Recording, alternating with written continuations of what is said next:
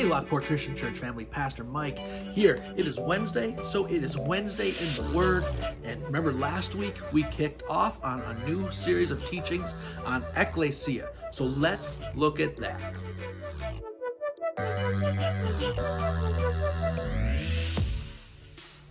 Hello, I'm Pastor Mike Wing, pastor of Lockport Christian Church, a church where we are passionate about making disciples who make disciples. And last week, we kind of started on a new series of teachings here on Wednesdays about Ekklesia.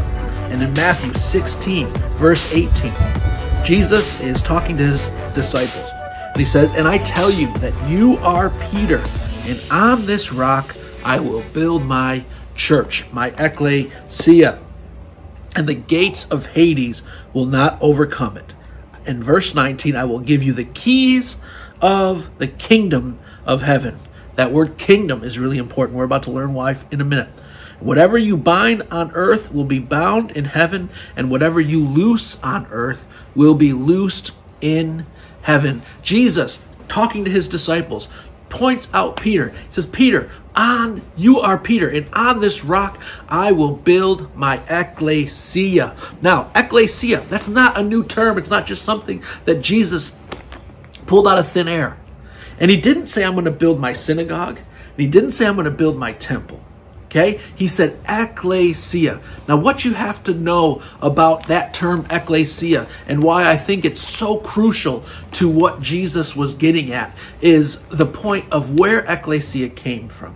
Now, Ekklesia, its origins came up from ancient Greece.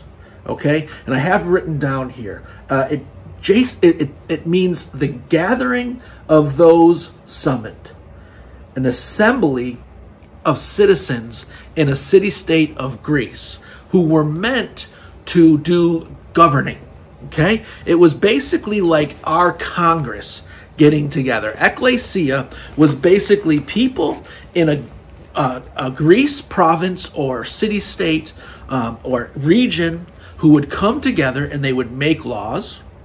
They would vote on decisions to be made. They would basically hold government. It was basically the same thing as when the Congress gets together, the House of Representatives, the senators who come together. They deliberate, they debate, they vote, they come up with new laws. They are pushing forward the kingdom that they were governing, okay? And Jesus, in this verse in Matthew 16, he says, "On this rock I will build my Ekklesia." And here is the thing. This was not a new concept to the disciples at this time. Okay? This was not a new thing. The disciples and these people that Jesus was talking to, they would have known exactly what Ekklesia was and where it came from. This was not a new concept to his disciples, but it was a new concept in walking out their faith. But here's where I find things to be interesting, why Jesus uses Ekklesia. And again, like it's in what we read today. Verse 19, "I will give you the keys of the kingdom." Jesus, in so many different scenarios, talks about the kingdom that is coming. He's talking about the kingdom of God. He's talking about the kingdom advancing.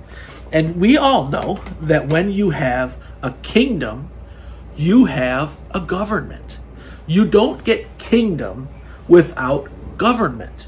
You don't get kingdom without Ekklesia.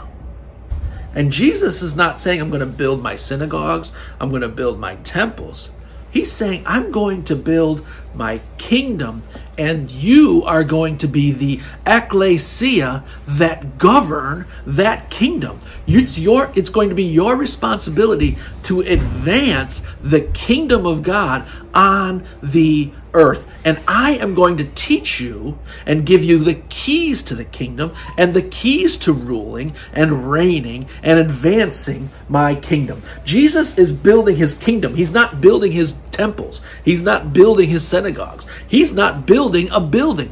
Jesus is building a kingdom with a governing body. And guess what? You and I are a part of that governing body, that Ekklesia, the people who are summoned and called together to govern and advance the kingdom of God on earth. So Ekklesia, it's not about going to a weekly service. It's not about going to a Bible study. It's not about coming together and just worshiping and listening to someone talk. It's about so much more than that. Now, none of those things I just said are wrong. None of them are terrible. None of them, we should always do them because we learn from their example that that's what the early church did in the book of Acts. They came together and they did all those things. But we fall short of what we're called to do, okay? We fall short of what Jesus has left us to do if that's all we're doing. Jesus says, I'm going to build my Ekklesia. I am going to build, remember our definition, a gathering of those summoned, a gathering of the called. You're called to build the kingdom and govern the kingdom of God on earth. That really should change everything we think about our role as Christians, everything we think about what we do as Christians. That changes everything because now it gives us a responsibility and it gives us a calling and it gives us a purpose to do more than just go to temple and go to synagogue and go to church. We are called to be a part of the Ekklesia, the governing body of the kingdom of God. That is what we're called to do.